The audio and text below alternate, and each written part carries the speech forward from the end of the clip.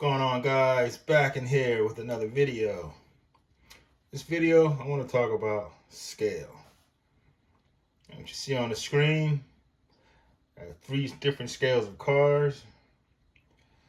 We'll start off with the big one. This guy here is 1/32nd scale. This guy here is 1/43rd scale. And this guy here is 1/64 scale. And I picked these two guys here. It's because they are the same car. There's two different scales. Just to compare detail. Now, each scale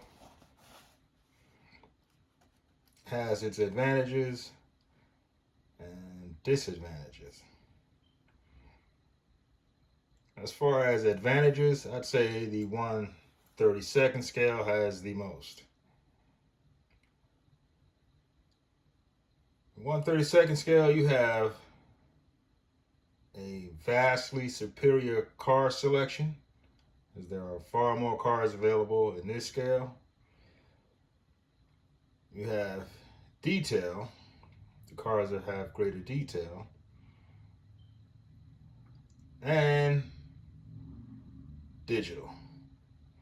Digital brings a whole new game into the mix.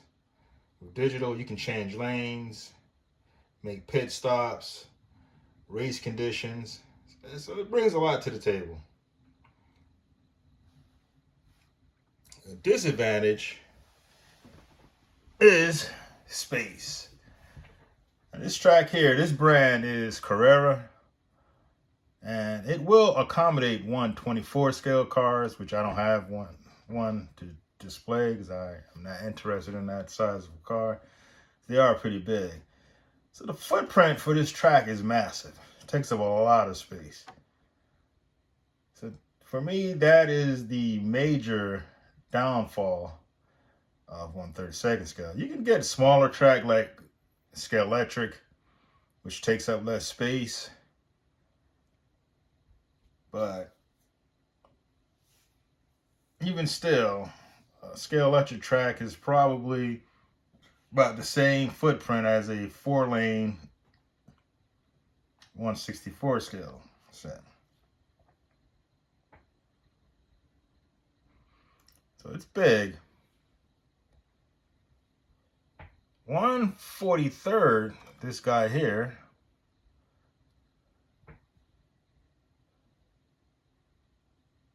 it's somewhere in the middle. It's not real big, it's not real small. And it still has decent detail. And there is digital available for this scale car. So that's another plus. And you can see by the size of the track, the footprint is smaller than the 1/32nd scale. So next we have this guy, the little guy, the 1/64 scale.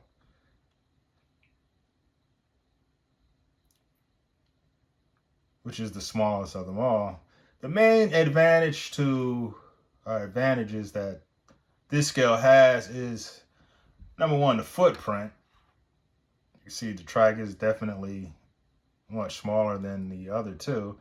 So you can build a more elaborate layout in a smaller space. Like if you wanted to do a scale representation of Watkins Glen, you could do it with the 1/64 scale, especially for someone who lives in an apartment or a smaller house. I know guys, people in the US, Canada, Australia live in big houses, so they could, probably New Zealand too. We live in big houses, so we can set up a 1/32nd scale set with no problem. Especially, if you have a garage or a basement, you could do it.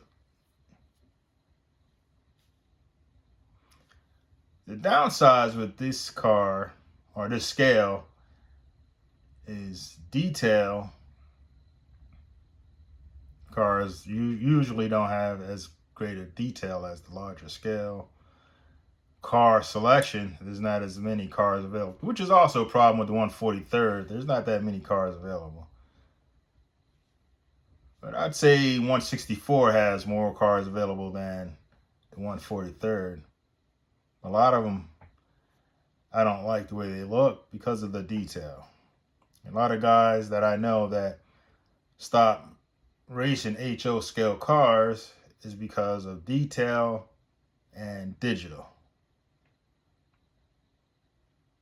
You know, a lot of guys call them, maybe not these, but some of the older ones like the T-Jets, which I kind of agree with the opinion, are ugly little cars. These 160, you know, cars got bigger as time went on. So the current 164 scale HO scale cars are 164. They're a little bit bigger and they have better detail. So they closed the gap somewhat with appearance. But they could do digital. If you use a N-scale chip, it could fit here. It's small enough to fit there. So they could do it if they wanted to, or if they wanted to spend the money to innovate. That's where it comes in at. What all it boils down to is money.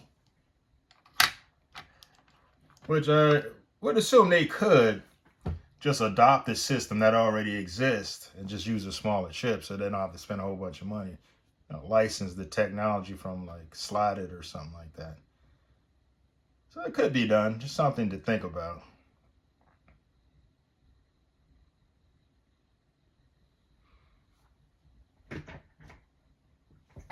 So I want to compare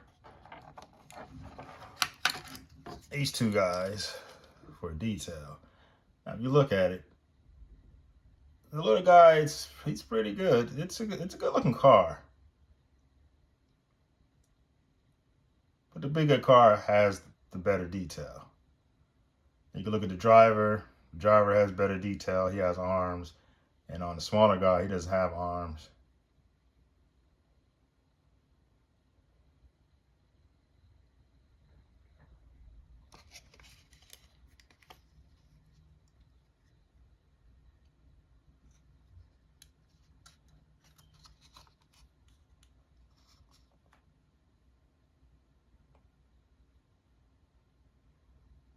So, another note is that all these cars will run on the Carrera track. On Scale Electric or Nenco, they will not run unless you convert them to, like this one has pickup shoes. So it will run on this one and this track. If you look at it, the pickup shoes still make contact with the rails. Even with this one, I don't know if I have room to do it.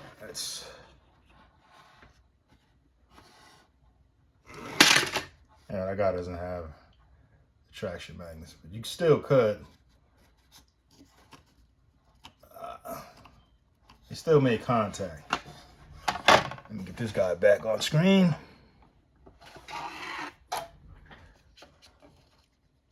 This one, I haven't finished assembling that. But you see there's braids.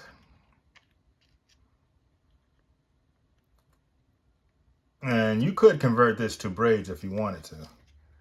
If you wanted to run on Scale Electric track. Like if you wanted to run 132nd cars, 132nd scale cars, and 143rd and 146 scale. If you buy like micro Scale Electric, they have braids. So they will run on a bigger track. So it all boils down to preference. If all things were equal, let's say with car selection and detail, digital, if all scales had the exact same features and same car selection, I would go for the smaller car.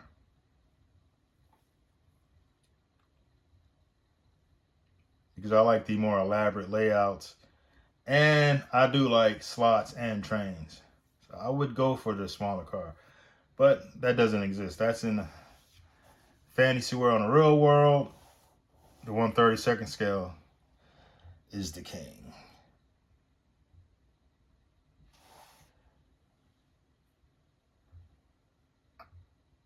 As far as features. But I like the little guy. I toyed with the idea of running this scale track, 1/43 scale track. Because in all honesty, they probably should be on a track this size. If you look at this, there's not that much, there's no space. The wheels are near the edge of the track. And here, with this scale track, you could do scale 1/64 racing trucks. If the track is wide enough to accommodate them.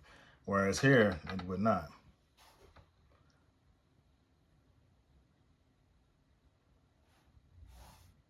So it could be done. The cars that don't have traction magnets, because these tracks, the larger scale tracks, there's more metal there. And since these traction magnets are strong, there's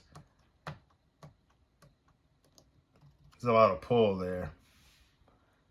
Certain like